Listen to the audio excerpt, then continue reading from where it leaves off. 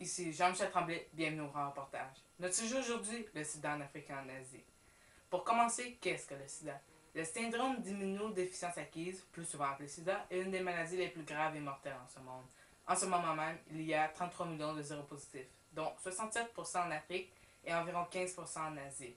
Mais pour plus vous expliquer en détail, allons voir notre expert, Michael Byers. Le sida est une maladie qui s'attaque principalement au système immunitaire. On peut l'attraper par relations sexuelles non protégées, drogue injectable partagée ou contact direct avec le sang contaminé.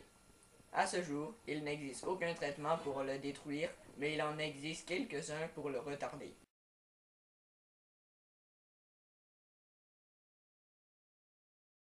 Merci, M. Bayerson. Maintenant, allons voir le médecin africain, le Dr Bamboula, qui nous expliquera la situation du sida en Afrique. L'Afrique est très touchée par le sida. Un Africain sur 4 est contaminé. Comparé aux pays riches, on n'a pas beaucoup de médicaments pour retarder le sida. Alors 3 quarts des séropositifs de la planète meurent ici. Au Burkina Faso, la presque totalité des personnes ayant participé à l'enquête disent ne pas avoir utilisé de préservatif lors du dernier rapport sexuel. Bonjour M. Bamboula. À ce jour, combien de personnes sont-ils décédées du sida en Afrique? Environ 1,5 million de personnes meurent du sida en Afrique par Savez-vous combien de personnes ont contracté le sida cette année? Si je me souviens bien, il y a environ 1,9 millions de nouvelles contaminations par année. Recevez-vous de l'aide venue de l'extérieur? Un peu, quelques organismes tels que l'ONU-SIDA. Monsieur, si j'ai bien compris, vous êtes une clinique à but non lucratif? Oui, nous offrons des consultations gratuites, offrons de l'aide aux personnes atteintes du sida. Nous subvenons à nos besoins grâce aux dons d'organismes. Y a-t-il d'autres informations que vous voudriez nous faire part à propos du sida? Eh bien, j'ai quelques exemples pour vous. Au Botswana, dans les jeunes adultes de 15 à 24 ans, le tiers des femmes et le septième des hommes sont infectés par le sida. En 2006, 860 000 enfants ont perdu leurs enseignants morts du sida. Merci, M. Bamboula. Maintenant, allons voir M. Wang Ying, un spécialiste du sida, qui nous expliquera la situation en Asie.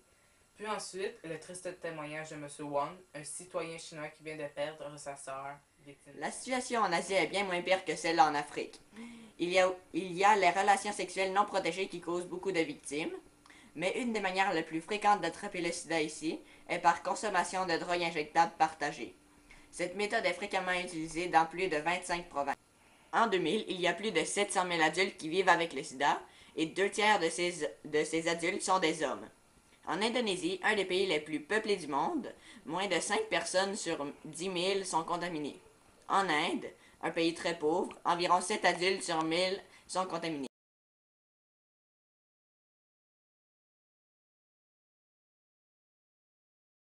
Quand avez-vous appris que votre soeur avait le sida et comment?